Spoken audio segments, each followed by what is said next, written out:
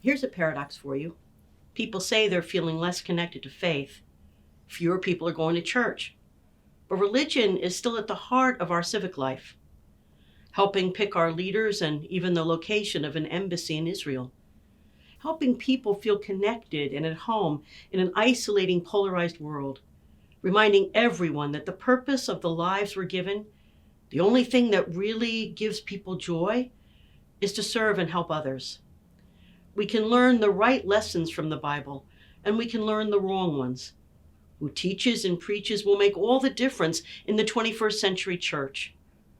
What the world needs now is better educated Christians, starting with the youngest among us. Think about the first Bible story you remember and where you heard it for the first time. It's in chapel. And in chapel, not only do they hear the story, but they hear an explanation of the story, or they hear an important aspect of the story discussed, and they're able to ask questions about the story. And moreover, they take the story back into their classrooms and are able to explore it through their art projects, through the songs they're singing that week in preschool. I hear from parents all the time that their kids go home and say, at chapel today, we said grace, or we learned to say grace, we learned to say thank you, and we want to do that here. They go home and they sing the songs, they say the prayers, and so we're making an early and explicit connection between all the kinds of learning.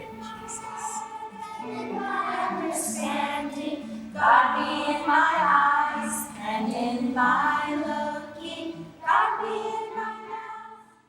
Nothing in the way of love, none of the ways, is inaccessible to a 2-year-old. Every single way is something a 2-year-old can understand, can respond to, can live by. In Compton, at St. Timothy's Preschool, young people have been learning about the work of Christ for decades. Mrs. Love remembers her time as a child at St. Tim's. My mother played the organ for the church. So we had to sit in the front. And if you do anything, she looked back. That's all she had to do. Yeah. You have to start them from small. That's right. And it's embedded into them, and they put it on to their children. If you don't have it, you can't give it. That's right. Some of them do not get it at home. Parents don't even go to church. So they get a little bit here, and they carry it too. Yeah. Children are spiritual beings from practically the moment they are born. Very soon they are able to be empathetic and generous. They give and receive love. They understand and can put themselves in the place of another. They can worship. They can sing. They can pray. They are full citizens of the kingdom of heaven. And their connection with that part of themselves is what gives them the undergirding to get through all of the hard parts of growing up and of being an adult. The human brain isn't fully formed until you're 24. But that's not negative. It's not being half-formed.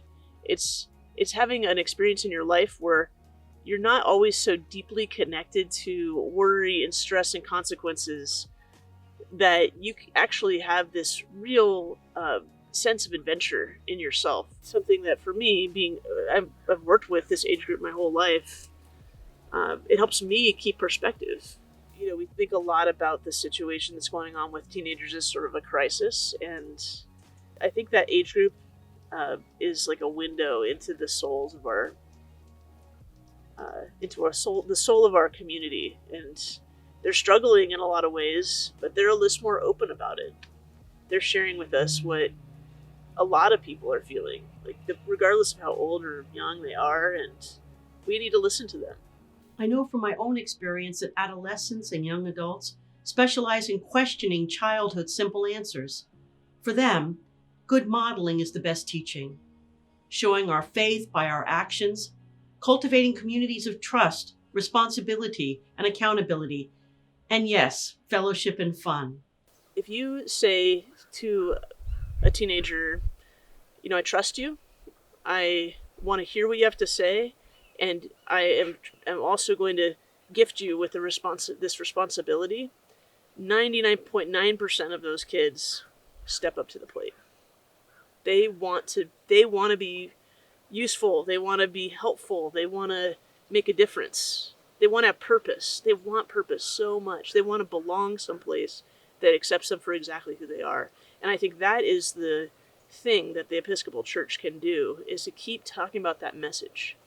Because that is the alienating message that the world is telling them, I think, a lot, is that they have to conform and change to be a part, to belong. Especially in that age, we all know how tough that is. But the Episcopal Church's message is, you belong here no matter who you are. You belong here, and we actually can learn from you. Just east of the Cheyenne River, a largely unknown people live in a small village on the Red Shirt Table, where the average annual income is $2,600 to $3,500 a year, where the teenage suicide rate is 150% higher than the national average, and where there are no banks, no motels, no discount stores, and no movie theaters.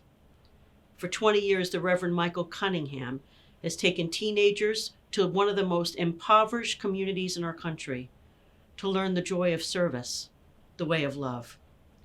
Let's listen to the Reverend Michael tell us about how installing something as simple as water filters can change the lives of teenagers. So you got 6 kids standing in somebody's home who've never met them, and they've never met them, and they don't know how to do this. And so I could save them. Sure, I know how to do it, but you can read just as well as I can. So by then they're strong enough in themselves and in the Lord that they'll say, well, hang on a minute, let's read this. And then they figure it out and they do it together. And somebody always emerges as better at it than somebody else. So that person just de facto becomes the leader of the team. And he's humble because he was an idiot 5 minutes ago until he learned this, and now all of a sudden he's smart, The next morning in the conversation, they're all talking about how it felt to put in, water filters, and that they felt like they had really actually helped someone. And some of the kids said, I don't think I've ever helped anybody before. They have, of course, but not in this way. Not in this way. But what we do is we work the gospel. And I have no idea where that came from, but that's what we do. Sometimes, when we talk about Christian education, we need to put the emphasis on the word education. Our world is full of people who insist on their restricted view of the Bible and church tradition. The world needs Christians who know Christ, know love, and know their stuff. The Iona Initiative, making a fine theological education affordable and convenient for working people, is one way to learn. At your own parish, Education for Ministry is another. For over 60 years, Bloy House has provided outstanding theological education right in our own backyard. Now set to move to Glendale, in collaboration with the Southwestern California Synod of the Evangelical Lutheran Church in America, Bloy House begins a new chapter. Ecumenical, multicultural, and devoted to excellence.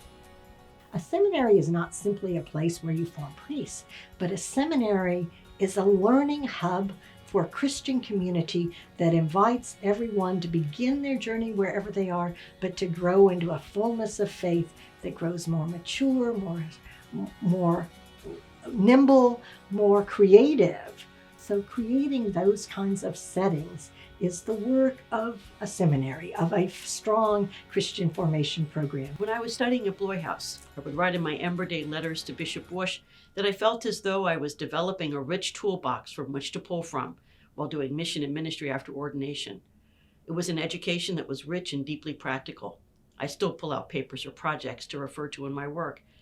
At Seabury Western, Earning a Doctor of Ministry degree in Congregational Development added to the toolbox started at Bloy House in a significant way. Out of that education, my eyes were open to the possibility of deepening congregational engagement with the community around us, and of course, walkabouts came out of that too. I'm still learning, still reading, listening, absorbing, not just books or classes for the betterment of the church, but for my personal knowledge and benefit as well. I practice Spanish and Mandarin an hour a day via Duolingo and Hello Chinese. I need to add Korean into this as well. That'll come. Underpinning all my education is a deep and daily prayer life. For without that as an anchor, all of the practical side of mission and ministry couldn't be knit together in a wholly healthy way. I cherish my ongoing learning, and I hope and pray you will be inspired by what you've seen in this video to do the same.